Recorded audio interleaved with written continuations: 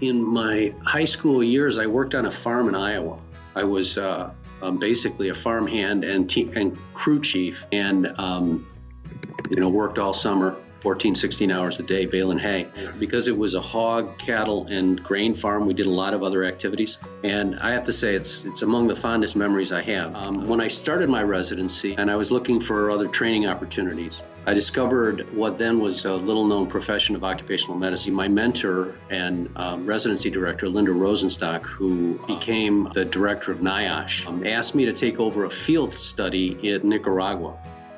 I would say some of the work that we did early on in agricultural pesticide exposure, demonstrating the central and peripheral nervous system damage from acute pesticide poisonings, I think did have an impact on the way we looked at pesticides, particularly the organophosphate pesticides. Those were very acutely toxic. There was a lot of concern about their long-term effects after an acute poisoning, and that from a human perspective, safer group of pesticides have really replaced a lot of the more toxic organophosphate pesticides like parathion, and we did some of the foundational studies on that particular topic.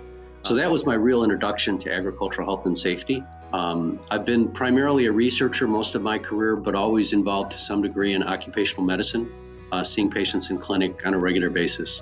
And during the period of time when I was a professor at the University of Washington, I would spend at least one day a month working primarily with farm workers who had been exposed to pesticides or had injuries of various sorts. We saw one episode where carbon monoxide had infiltrated a packing house and really made over 100 people sick.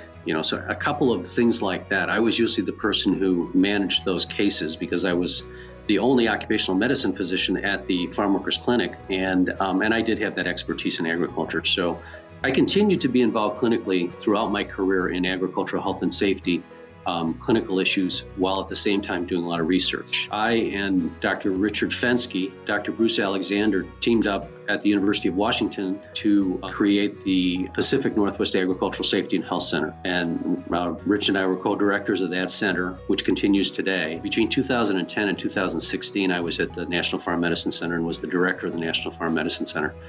And during that period of time, Bruce Alexander, it turned out, who had worked with me and Rich Fenske to found the Pacific Northwest Agricultural Safety and Health Center. So he and I got together along with Jeff Bender, Dr. Jeff Bender, a veterinarian epidemiologist.